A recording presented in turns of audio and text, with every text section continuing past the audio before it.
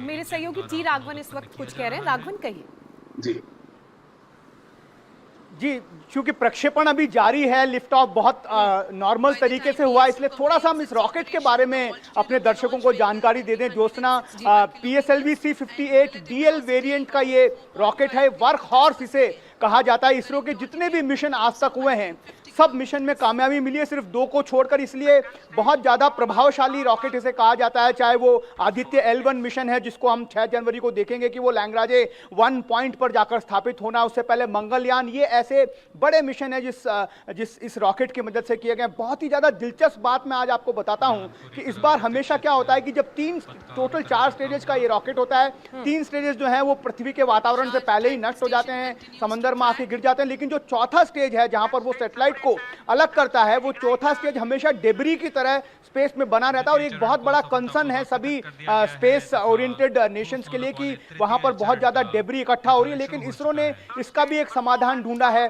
अब ऐसा किया जा रहा है कि 4th स्टेज के सेपरेशन के बाद जब ये रॉकेट जो है वो सैटेलाइट को 650 किलोमीटर के सर्कुलर ऑर्बिट में प्लेस कर देगा, उसके बाद ये डी ऑर्बिट किया जाएगा इस 4th स्टेज को, यानी उसको और 200 किलोमीटर डाउन लाया जाएगा। वहां पर इस 4th स्टेज में ऑलरेडी उन्होंने सोलार पैनल और बैटरीज लगा दी हैं, तो आप ये समझिए कि एक तरह से वो सैटेलाइट की तरह काम करना शुरू कर देगा। उसमें एक 10 छोटे छोटे पेलोड जो स्टार्टअप कंपनीज जो हैं इसरो की मदद से जिन्होंने ये पेलोड्स बनाए हैं, उसके अंदर वो 10 पेलोड लगाए गए हैं जो इस 1-2 महीने का इसका कार्यकाल होगा। लेकिन जो चौथा स्टेज है वो भी एक तरह से अब सैटेलाइट की तरह काम करेगा। ये एक एक्सपेरिमेंट पिछले 2 सालों से लगातार किया जा रहा था और लगातार इसमें अपग्रेडेशन हो रहा है, और इस बार पहली बार ऐसा हो रहा है कि 10 जो छोटे छोटे इंस्ट्रूमेंट जिसे कहा जा सकता है वो जो है वहां पर स्थापित किए जाएंगे और 1-2 महीने वो काम करेंगे। तो एक स्पेस डेब्री को न्यूट्रलाइज करने के लिए, उसके बाद जब इसका कार्यकाल खत्म हो जाएगा उसको और ज्यादा डी ऑर्बिट किया जाएगा और पृथ्वी के वातावरण में लाके उसको नष्ट कर दिया जाएगा।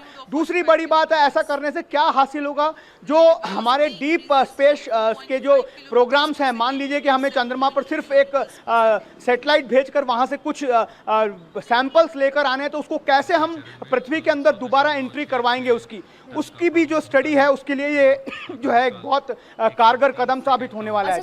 टी राघवन, अगर स्पेस एनर्जीज की बात करें तो स्पेस में एनर्जी कहां से आती है? क्या इस मिशन के थ्रू ये भी आसानी से इसरो पता लगा पाएगा? जी बिल्कुल, देखिए अब हम इस बात को समझने की कोशिश करते हैं। जो एक्सपोसैट सैटेलाइट है, इसमें एक्सपैक्ट और पॉलिक्स दो उपग्रह जो हैं इसके साथ जा रहे हैं, जो ऑब्जर्वेटरी हैं बेसिकली, जो अंतरिक्ष में जाकर एक्सरे रेडिएशन की स्टडी करेंगे। कपूर साहब, अगर आप जो पहली बात हम पूरी नहीं कर पाए थे, ब्लैक होल को लेकर बहुत ज़्यादा चर्चाएं होती रहती हैं, उसके बारे में अगर हम आम लोगों को समझा सकें कि ब्लैक होल क्या होता है और हमारा जो सैटेलाइट है वो क्या स्टडी करेगा ब्लैक होल से, जिससे हमें ये पता लगे कि खगोलीय घटनाएं किस तरह से होती है ब्रह्मांड में। ये ब्लैक होल जो है वो सूर्य से कुछ गुना अधिक भारी हो सकता है, जिसको हम स्टेलर मास ब्लैक होल कहते हैं। और उसकी जो खासियत है कि उसका आकार बहुत छोटा है, यानी कि आप समझिए कि अगर सूर्य को हम एक ब्लैक होल बना सकते तो इसका रेडियस जो है करीब 3 किलोमीटर था, और आप समझिए कि उससे अगर 3 गुना ज़्यादा है तो करीब 10 किलोमीटर के अंदर अंदर एक इतनी बड़ी भारी एंटिटी है जिसको हम देख नहीं सकते, क्योंकि उसका गुरुत्वाकर्षण का बल उसके आसपास इतना ज़्यादा है कि प्रकाश की किरण भी जो है उस जगह से नहीं निकल सकती है। तो वो जो पर्टिकुलर जो जगह है उसको हम इवेंट होराइजन कहते हैं, और उसके अंदर क्या होता है उसके भीतर उसकी कोई सूचना नहीं हमको मिल सकती है। लेकिन उसके बाहर जो कुछ भी घटता है, जैसे कि गैसीय पदार्थ जो है उस इलाके में पहुंचता है, वो बहुत ज़्यादा गर्म हो जाता है, और जो कुछ पेचीदा फिजिकल प्रोसेसेस हैं वो बड़ा हाई एनर्जी रेडिएशन पैदा करती हैं, तो उसके लक्षण हैं वो आम रेडिएशन से हटके हैं। तो इसलिए हम जो है उसकी पहचान कर पाते हैं, और ब्लैक होल की आसपास के वातावरण, आसपास के इलाके से जो भी रेडिएशन आता है, हम उसका फिर जो है विभिन्न उपकरणों के जरिए अध्ययन कर सकते हैं।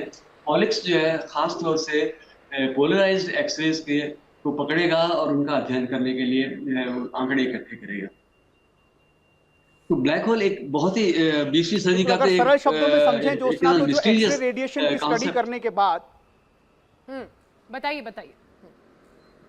जी बिल्कुल सर, तो मैं बस आप ये एक लाइन जोड़ते हुए हाँ कि जो अगर एक्सरे रेडिएशन की स्टडी अगर हम कर पाते हैं तो उस जगह पर ये घटना हो रही है, जिस खगोल पिंड में ये घटना हो रही है, उसकी मूलभूत संरचना के बारे में भी, और ये जो प्रक्रिया हो रही है उसके आधार क्या है, उन सब चीज़ों के रहस्यों से भी पर्दा उठ पाएगा। एक और जो बड़ी बात इस पूरे लॉन्च को लेकर कही जा रही थी सर, वो पल्सर स्टार्स के बारे में है। ये एक बहुत इंटरेस्टिंग स्टडी जो है हमारा सैटेलाइट करने जा रहा है। पल्सर क्या होते हैं, कैसे ये बनते हैं, क्या इसकी स्टडी होगी, अगर इसके बारे में आप हमें हमारे दर्शकों को समझा सकें। देखिए, मूल रूप से ये न्यूट्रॉन स्टार हैं, और अगर सूर्य के भार से करीब 1.4 गुना का भार रहता है, और इनका आकार करीब 10 या 12 किलोमीटर हो सकता है। आप ये समझिए कि इतने सीमित क्षेत्र में जो है गुरुत्वाकर्षण का बल बहुत ज़्यादा होता है। इसके साथ साथ जो ये तारे के विकास की अंतिम स्थिति में जब इस प्रकार से पहुंचता है तो इसका चुंबकीय क्षेत्र भी बहुत स्ट्रांग हो जाता है। तो पल्सार जो है वो एक बेसिकली न्यूट्रॉन स्टार है। उसका सारा पदार्थ जो है वो न्यूट्रॉन्स का बना हुआ है। सारे जो एटॉमिक न्यूक्लियस हैं वो सब टूट टाट के खत्म हो गए, और वहाँ सिर्फ जो है एक गोला है, और उसमें जो कुछ भी पदार्थ है वो सिर्फ न्यूट्रॉन है, मोस्टली न्यूट्रॉन। इसलिए हम इसको न्यूट्रॉन स्टार कहते हैं। बड़े थोड़ा विस्तार से बताने में ही बेहतर एक्सप्लेन कर पाऊंगा, लेकिन फिलहाल आप इस प्रकार से समझिए कि बहुत छोटे इलाके से आप समझिए कि जहाँ गुरुत्वाकर्षण बहुत ज़्यादा है वहाँ से रेडिएशन आ रहा है, चुंबकीय क्षेत्र है, तो चार्ज पार्टिकल्स जब चलते हैं तो रेडिएशन पैदा करते हैं। तो क्योंकि ये जैसे पृथ्वी एक मैग्नेट है, लगभग उसी प्रकार से हम इसको कह सकते हैं कि ये बार मैग्नेट है। तो पोल्स के पास से जो चार्ज पार्टिकल्स निकलते हैं उनका रेडिएशन हम तक पहुंचता है। तो जब इसका ओरिएंटेशन कुछ इस प्रकार से है कि उसका जो पोलर एरिया है वो ऑब्जर्वर के सामने से होकर गुजरता है, तो फिर हमको उसका रेडिएशन एक पल्स के रूप में मिलता है। क्योंकि इनका जो घूर्णन का जो काल है वो सिर्फ कुछ सेकंड है, तो या उसका फ्रैक्शन है, तो हमें उतने ही अंतराल से रेडियो पल्सेस मिलती हैं। वो इस प्रकार से जो है वो आपको पल्सेस मिलेंगी। तो वो ये 1968 में इसकी खोज हुई थी, और तब ये बहुत ही एक किस्म से हम समझ नहीं पाए थे कि ये वास्तव में क्या ऑब्जेक्ट्स हो सकते हैं। तो जो भी तारों के क्रम विकास को लेकर के कल्पनाएं थी, उन थ्योरीज के अनुसार ये तय पाया गया कि मोस्ट लाइकली ये न्यूट्रॉन स्टार्स हैं, जो बहुत छोटे आकार के हैं, चाहे सूर्य से करीब 1.5 गुना भारी हो सकते हैं। और वहाँ से जो हाई एनर्जी रेडिएशन आता है वो पूरे स्पेक्ट्रम में हमको मिलता है। रेडियो वेव्स मिलती हैं हमको, एक्सरेज भी मिलती हैं, अल्ट्रावायलेट भी। तो विभिन्न वेवलेंथ्स पर हम इनका अध्ययन कर सकते हैं। और ये क्योंकि वहाँ मैग्नेटिक फील्ड इन्वॉल्व है, तो न्यूट्रॉन स्टार से आता हुआ रेडिएशन भी पोलराइज रहेगा।